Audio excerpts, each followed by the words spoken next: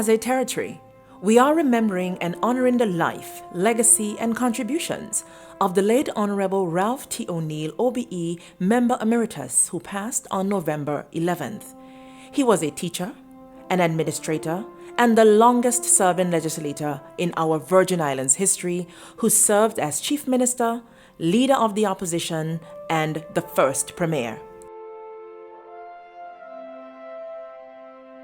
Mr. O'Neill, after a very illustrious career in the civil service, when I knew Mr. O'Neill, when I came into Rotong, Mr. O'Neill came in shortly thereafter as a teacher.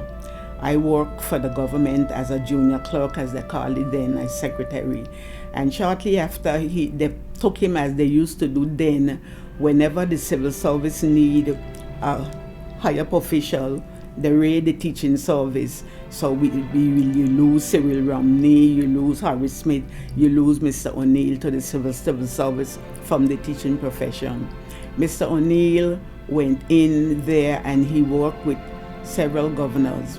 I came in contact with him when I came back from college and the post-primary school was started, and I was assigned to teach needlework, among other things, to teach needlework to the children in the post-primary school.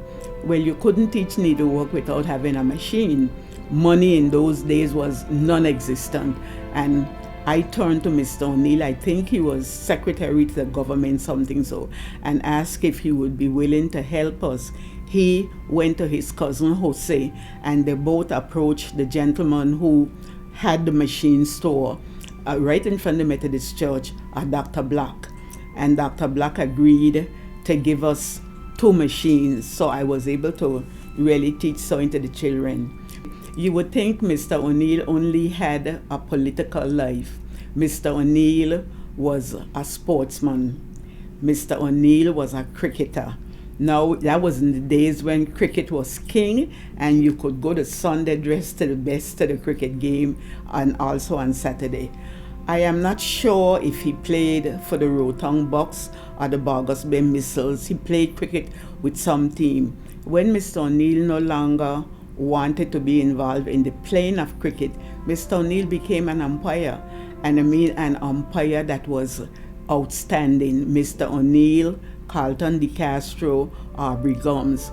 They were the 3 umpires, no nonsense umpires. When they give a out, you were out, and you were out peacefully. I remember Mr. O'Neill between 62 and 64, for I left in 65. Mr. O'Neill was chairman of the festival committee. That is something that I don't think people even would remember, but that was his community life. He was head teacher at North Sound School for more years than I can remember. And that is why when he entered politics, the North Sound community was his stamping ground. Nobody could beat Mr. O'Neill in North Sound. The North Sound community was grateful. To them, he was and will always be Teacher O'Neill. And then his first wife was a young lady from North Sound, which again cemented his relationship with those people. So he was a headmaster at North Sound. He came into Rotong, was a headmaster out East End, and so forth. Mr. Stout death caused a little tremor in the hearts of the elected people. For it now, the council had 6 on the government side, 6 on the opposition side. I wasn't in the opposition, I was single. And Mr. O'Neill and I spoke because he became Chief Minister on Mr. Stout's death. He was deputy. He spoke, and I told him I would come over to keep the government in place. And June the 1st, I went over and joined Mr. O'Neill, not as a Virgin Island Party person, but as a member. Mr. O'Neill, I didn't have anything to do, but I was there to support the government the whole of 95. The people that Mr. Stout had put as ministers, Mr. O'Neill got them, and they all were there in place. The 24th of February, I get in touch with all my people who used to campaign with me, and we all went down Government the governor's office, and I was sworn in as Minister of Education, Culture, and Minister of Health.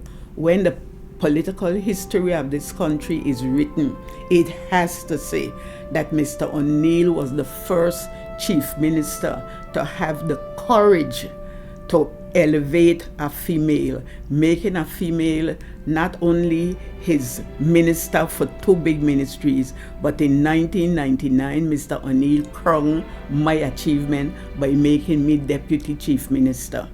And when they got in power, 2007 to 11, when the name changed from chief minister to premier, he got the name changed. Shakespeare said a rose by any other name is a rose. He got the name, and Dancia, Honourable Dancia Pensala QC, she was his deputy chief minister. She was Minister of Health by that time. They had in 1999, they separated the two ministries. They were really too big. So a Minister of Education, what I did, I told Mr. O'Neill I would take health, and Andrew Foy got education. Dancia went in, she got health, and she was his, again, out of the men, he selected her as his deputy. The government of the Virgin Islands joins the family and friends of the late Honourable Ralph T. O'Neill, OBE, Member Emeritus, in mourning the passing of this Virgin Islands patriot. Do continue to join us as we remember his life, his legacy, and his contributions to the development of the Virgin Islands.